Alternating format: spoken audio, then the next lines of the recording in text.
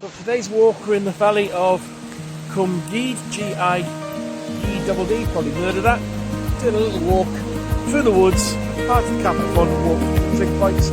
I thought today we'd explore the woodland, so join us along the way.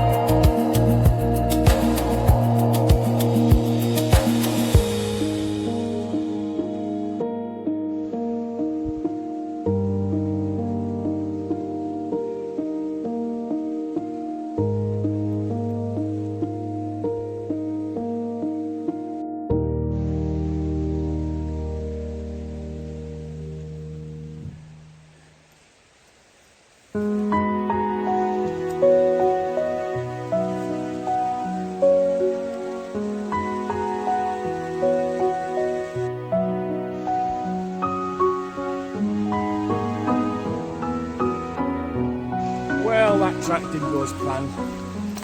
Ended up missing the return track completely.